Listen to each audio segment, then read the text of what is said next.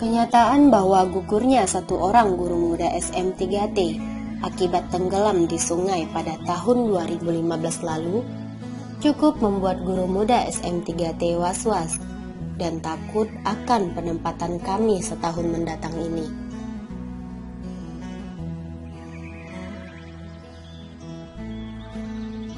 Apalagi hanya sebagian kami yang bisa berenang. Dan begitu menapakkan kaki di kabupaten paling ujung barat Laut Borneo ini, tampaklah hamparan sungai yang membelah daratan di mana-mana.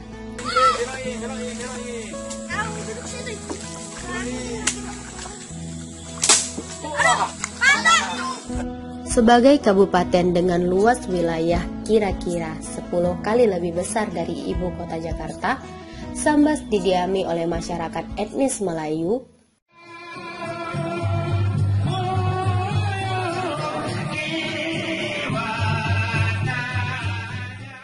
Dayak,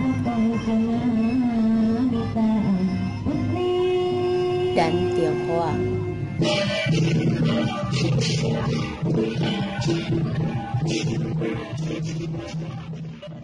Kabupaten Sambas secara geografis berbatas langsung dengan Sarawak, Malaysia. Keterbukaan Kabupaten Sambas dan negeri tetangga ini terjalin dengan baik dan berjalan damai.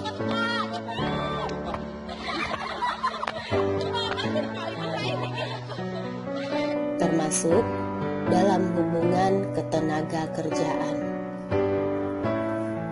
Banyak masyarakat perbatasan memilih mengadu nasib sebagai TKI untuk mendapatkan pemasukan lebih. Sayangnya, pola pikir ini tidak hanya diadopsi oleh masyarakat golongan usia dewasa, tapi juga berpengaruh pada motivasi anak-anak usia remaja. Maka tak heran jika banyak siswa yang berhenti sekolah. Tentu pola pikir seperti ini tidak bisa serta-merta disalahkan pada masyarakat, karena satu dan lain hal di dalam hidup ini saling berhubungan. Inilah masalah yang guru muda SM3T hadapi ketika mengabdi di daerah perbatasan negeri ini. Soalnya dulu kan kalau orang kerja atau nggak kerja, sekolah atau nggak sekolah tinggi semua pergi Malaysia. Sekolah tinggi ada ijazah pun ke Malaysia. Apalagi nggak sekolah, yang sekolah pun ke Malaysia. Sebab apa? Sebab faktor ekonomi yang pertamanya, pekerjaan. Kerjaan doreh getah. Dalam satu hari cuma pendapatan paling banyak 15.000. Paling banyak. Keluarga ramai. Semua di sana, makan minum semua di sana. Memang cukup untuk makan saja. Kalau mau beli pakaian, mau beli lain memang nggak bisa. Kalau dulu jalannya, kalau dipijak sama kaki pun ini yang lecet sampai sini, sampai lutut sini. Kalau sekarang alhamdulillah, sekarang kalau anak-anak kalau mau pergi sekolah nggak mau dia pakai kaki, jalan kaki. Paling enggak pun pakai basikal, pakai sepeda. Enggak pun pakai ada motor sendiri. Kalau udah zaman saya dulu nggak ada, semua jalan kaki. Terpaksa, memang terpaksa. Tapi kita dulu memang pakai hati mau sekolah, nggak macam lihat sekarang. Sekarang ada uang jajan baru mau sekolah, nggak ada uang jajan nggak sekolah.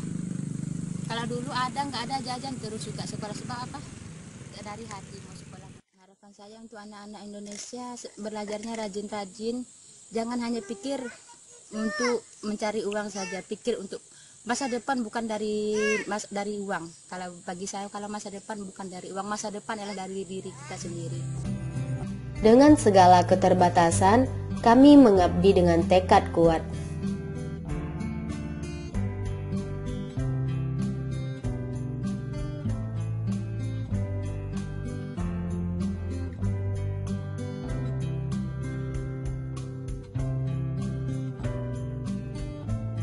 Jalan yang hancur,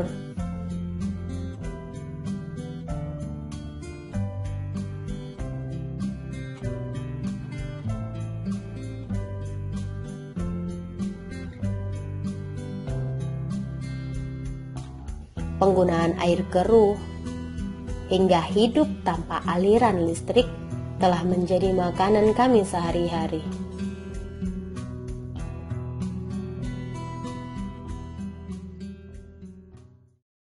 Di mana program ini merupakan program unggulan pemerintah untuk memajukan pendidikan di daerah 3T tersebut. Sebelum terjun ke lokasi, sudah banyak sekali proses-proses yang sudah kita lewati. Salah satunya proses ketahan malangan, proses pembekalan yang sangat luar biasa. Guru SM3T sudah sangat terlatih untuk di tempat tugaskan di daerah yang memang benar-benar kita tidak tahu sama sekali bagaimana di daerah tersebut. Apakah nanti daerah itu tanpa listrik, ada listrik, kita tidak tahu. Tetapi itulah namanya guru SM3T. Sudah siap di tempat tugaskan di daerah yang sangat kita tidak tahu menahu apa itu daerah 3T, bagaimana adatnya, bagaimana sukunya, tetapi kita sudah siap.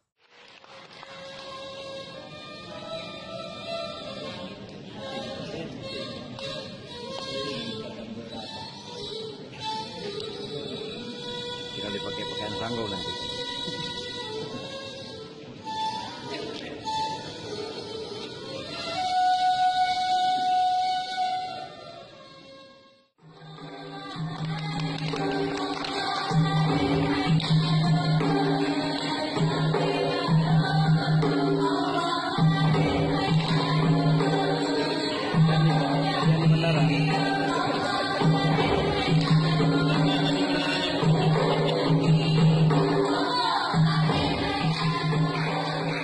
47 guru muda SM3T dari Aceh yang mengabdi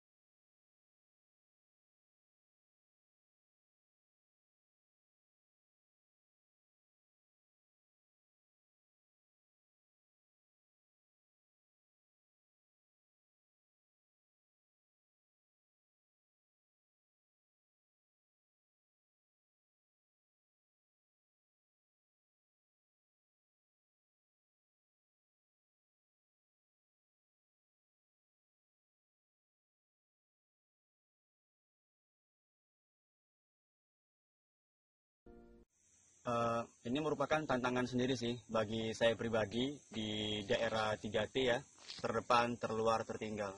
Ini menjadi suatu tambahan pengalaman cerita yang sangat berharga sekali bagi saya. Karena ini bisa membuat seseorang itu menjadi lebih dewasa. Saya yang dulunya mungkin nggak pernah merasakan kehidupan susah, jauh dari orang tua, sekarang merasakan semuanya. Benar-benar hidup serba sendiri, mungkin hanya rekan seperjuangan lah yang bisa mengerti, yang bisa kita minta tolongi, yang bisa kita cerita, curhat. Selebihnya ya ndak ada. Kita memang dituntut untuk bisa menguasai bidang-bidang lain. Karena memang kondisinya itu luar biasa, kekurangan guru, kemudian kekurangan sarana dan prasarana, kekurangan media pembelajaran, dan lain sebagainya. Karena yang dibutuhkan di sini itu benar-benar natural approach seperti itu. Kemudian kalau pendekatan pun itu menggunakan pendekatan motivation centered approach ataupun pendekatan yang berpusat pada motivasi. Kalau kita tidak memberikan motivasi, mereka tidak mau belajar, minatnya kurang. Jadi memang seorang guru 3T itu harus bisa mengajar ini, membackup ini, dan lain sebagainya. Saya sendiri pernah ngajar itu bukan pernah lagi, bahkan hampir tiap hari bahkan. Kita ngajar kelas rangkap kelas 1, saya gabungkan ke kelas 3. Kalau pas jam saya dengan jam guru yang tidak ada itu bersamaan, saya gabung ke kelas 3. Kemudian kelas 2, saya gabung ke kelas 3. Pernah sih sekali-kali mungkin saya ngajar di tengah-tengah pintu. Ini paling lucunya sih, tangan kanan pegang buku IPS, tangan kiri pegang buku PPKN. Kita berdiri di tengah-tengah pintu. Jadi kita mengajar 5 menit sebelah sini, 5 menit sebelah sini, 5 menit sebelah sini, 5 menit sebelah sini. Nah, itu kalau datang teman saya, kalau pas lagi ada kendala atau apapun, ya otomatis saya tutup kedua-duanya, saya lari ke kelas sebelah. Kan ada 3 kelas seperti itu. Itu sih yang saya rasain, saya kira. Hadap kanan. Gerak. Hadap kanan. Gerak. Gerak.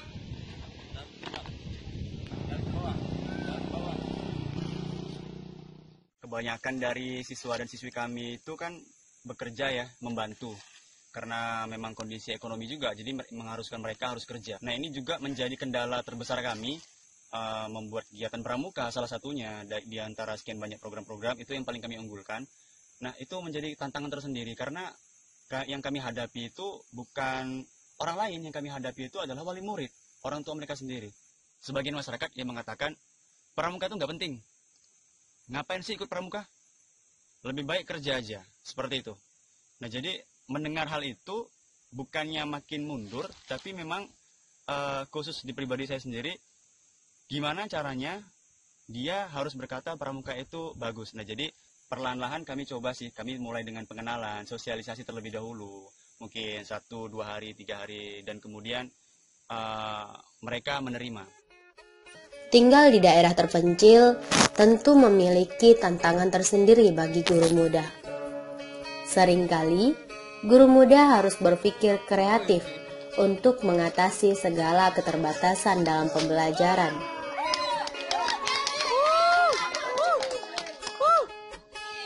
Tak hanya mendidik, kami juga dituntut untuk melakukan kegiatan non-akademik.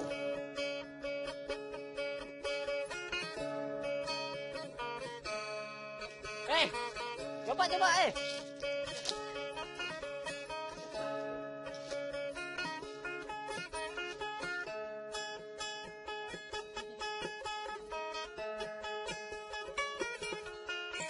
Sepulang sekolah, guru SM3T Aceh pun juga tetap melakukan kegiatan mendidik, seperti memberikan les, serta mengadakan kegiatan religius seperti mengajarkan mengaji. Alam takun ayati tutla alaikum fakuntum biha tukadzibun. Qalu rabbana ghalabat alaina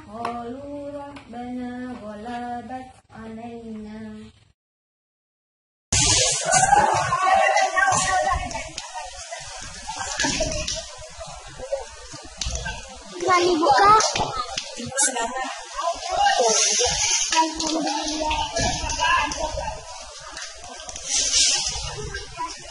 Dengan Bencana itu pun datang tak terduga. Keheningan malam di desa Sejangkung terpecah oleh kaca yang hancur berkeping-keping. Mela dan Mutiara, guru muda yang tinggal di lokasi sekolah yang terbakar, terhenyak dari tidur lelapnya. Terlambat sedikit saja nyawa taruhannya. Jadi tanggal 30 Desember 2016 terjadi kebakaran di SD 16 Senaba. Nah, jadi SD 16 Senaba itu merupakan bagian dari sekolah SMP Negeri 4 Satap Sejangkung. Jadi kebakarannya itu terjadi pada jam 3 pagi. Pada jam 3 pagi awalnya kami mengira ada angin yang kencang, karena di luar itu terdengar seperti suara piring pecah. Kami kiranya itu jendelanya yang pecah gitu kan, tapi ternyata waktu pas lihat keluar, rupanya rumah kepala sekolah udah terbakar. Jadi di situ ada 3 rumah. Yang pertama rumah kepala sekolah, terus rumah guru SMP 4, terus selanjutnya baru rumah kami, rumah guru SM 3T. Jadi pas kami lihat keluar udah ada api yang cukup besar, dan suara kaca pecah atau piring pecah itu rupanya dari kaca di sekolah di depan rumah kami. Jadi di depan itu ada sekolah yang baru siap dibangun sekitar 1 minggu yang lalu, baru siap. Nah, kaca itu yang pecah. Terus kami coba keluar dari rumah, ternyata pintunya bermasalah. Jadi kami di situ agak susah keluar dari rumah, tapi akhirnya pintunya bisa dibuka, terus kami keluar dari rumah. Jadi pas keluar dari rumah, kami turun, apinya itu udah mulai menjalar ke rumah kami. Jadi berarti waktu pas kami ada di dalam rumah, api itu udah menjalar ke rumah kedua dan hampir menuju ke rumah kami. Jadi waktu pas kami turun, kami lihat kalau misalnya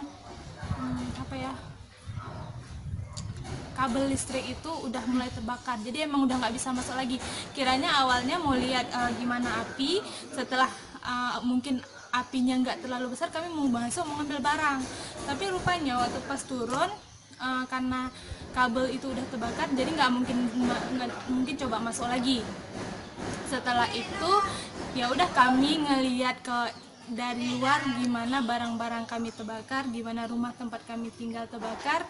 Jadi yang sempat kami selamatin itu cuman baju, laptop sama handphone aja yang sempat terambil waktu pas udah mulai kebakaran. Selain itu nggak ada yang bisa diselamatin.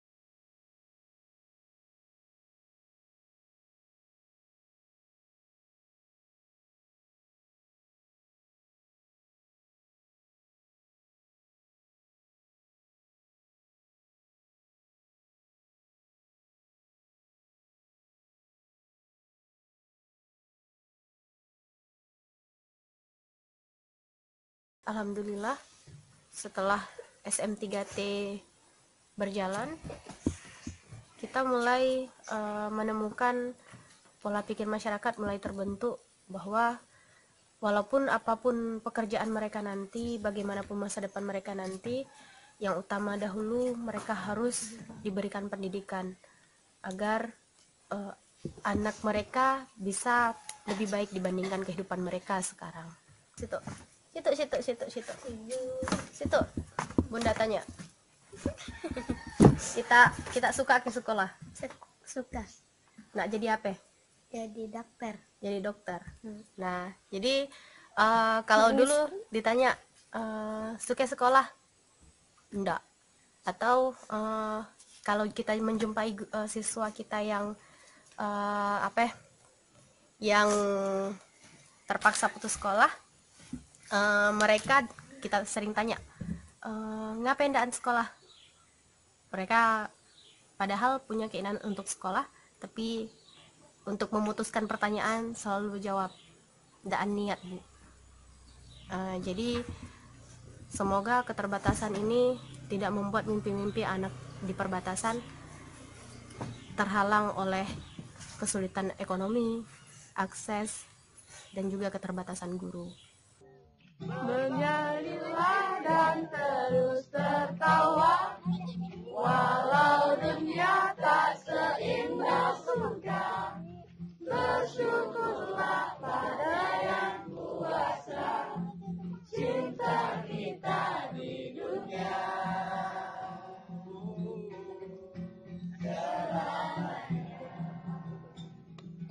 Bebaskan dirimu di angkasa, menaiki bintang di jiwa.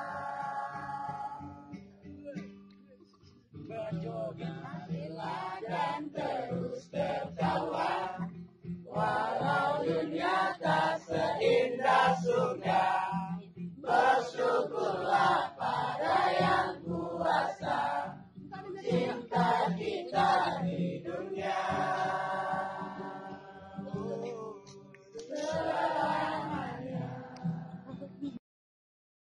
Selain mengabdi di sekolah, guru muda SM3T merasa perlu untuk sharing dan tukar pendapat tentang berbagai permasalahan yang ada di sekolah untuk menemukan solusi-solusi terbaik.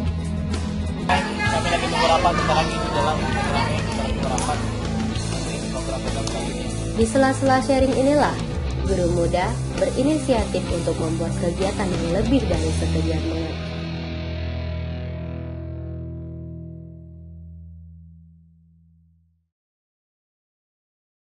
Ini hanyalah salah satu program dari sekian banyak program yang telah dilaksanakan. Benar atau salah? Jangan diangkat dulu. Silakan diangkat. Oke, Mbak. Yang jawab benar silakan berdiri. Bentar. Yang jawab benar, ayo berdiri. Benar. Yang jawab benar silakan berdiri. 3. Oke.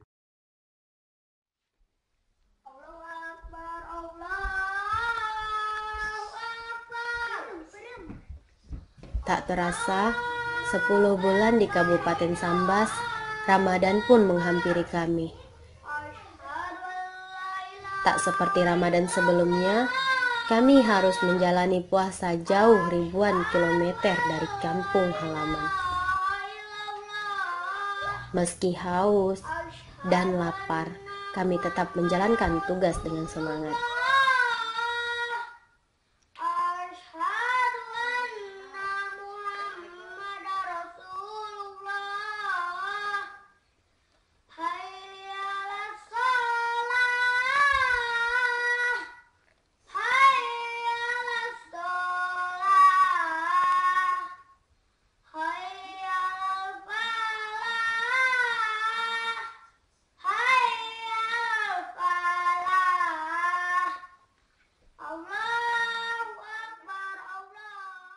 Ragam kegiatan pun dilakukan oleh guru muda SM3T, seperti pesantren kilat, serta mengajar mengaji untuk anak-anak di lingkungan sekolah dan rumah.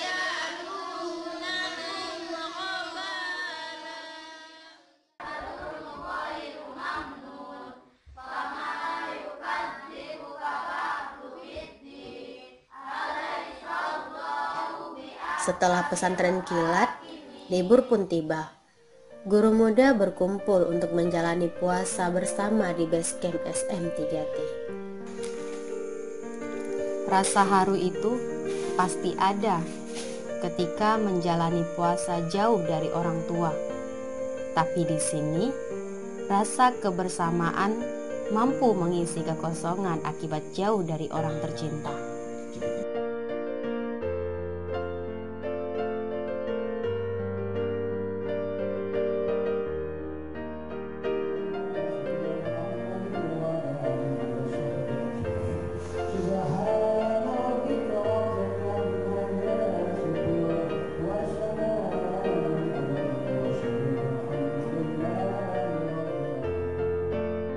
Ketika takbir berkumandang, kesedihan tak bisa lagi disembunyikan dari wajah guru muda. Ada yang sembunyi-sembunyi menangis di sudut kamar, sementara yang lain karena jarak yang jauh, kerinduan hanya bisa diobati dengan berkomunikasi melalui telepon genggam.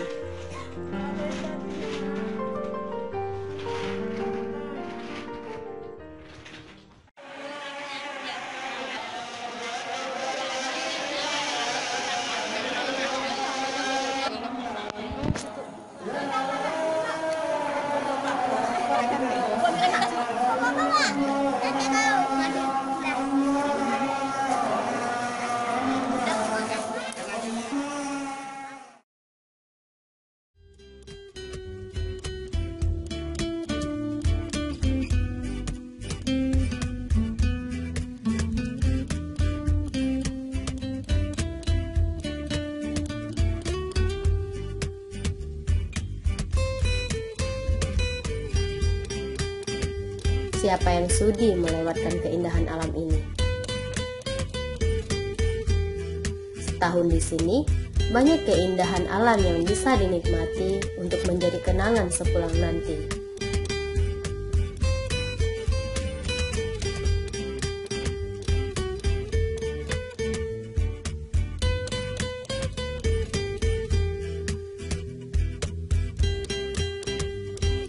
Tak salah memang jika disebut guru SM3T sebagai traveler teacher. Kami telah sampai pantai Pasir Panjang Singkawang yang telah menghabiskan waktu macam episode teman-teman. Kami dari SM3T Angkatan 6 2016 telah sampai di Kabupaten Bergaya. Di belakang kami itu ada sejumlah sangat cantik dan ini adalah semua para guru muda dari Indonesia. Wow, luar biasa saudara-saudara. Sampai ketemu di lokasi lainnya.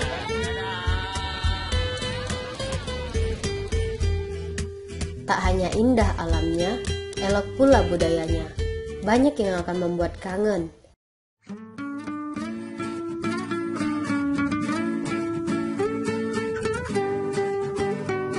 Tak hanya mempelajari budaya setempat, guru muda pun mengenalkan budaya asalnya.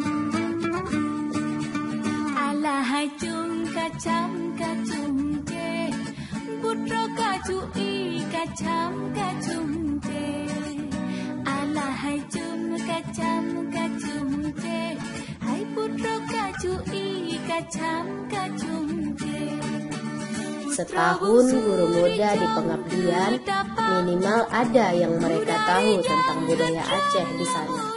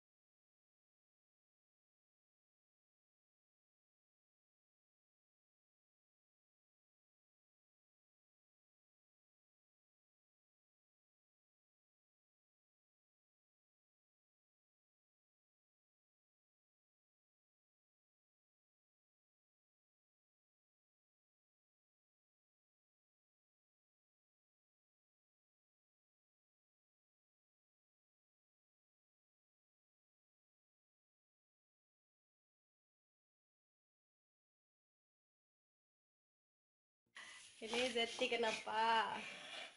Inur, basah nih bukunya adiknya, besok kayak mana sekolah? Aduh, udah basah kan bukunya kan?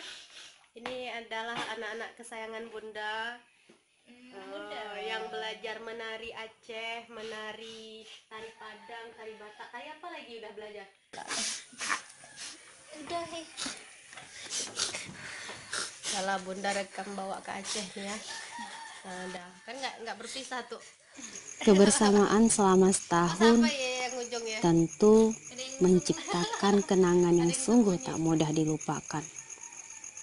Maka ketika perpisahan di depan mata, mereka pun mulai meratap dalam diam. Ada sesak di dada ketika wajah yang menemani selama setahun itu akan hilang dari pandangan. Ada yang tercekat di tenggorokan ketika bulir air mata itu membasahi pipi para siswa.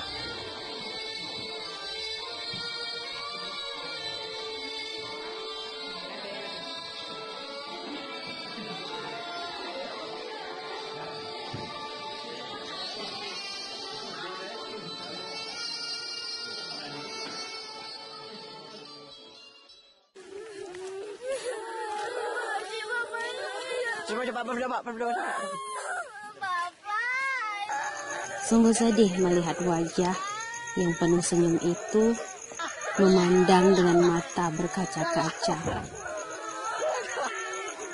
Mereka memohon untuk tak pergi. Tapi apa daya, hanya diam sebagai jawabannya.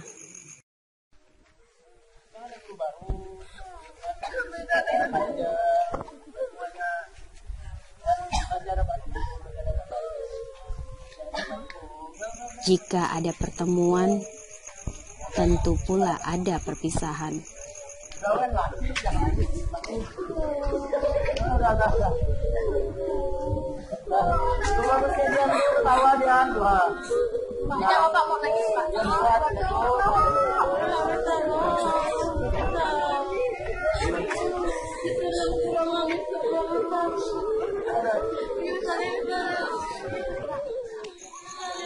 Hanya kata-kata penenang yang bisa kami berikan untuk menenangkan mereka.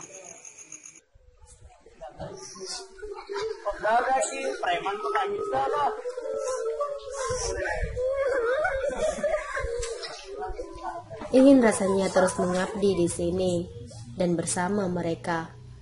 Tapi apa daya, pendidikan profesi guru muda harus tetap dilaksanakan.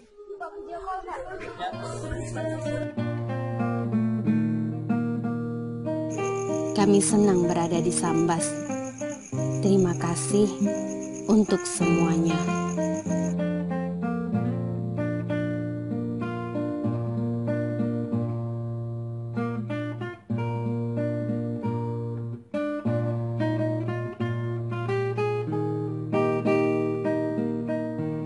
Kami pulang dulu.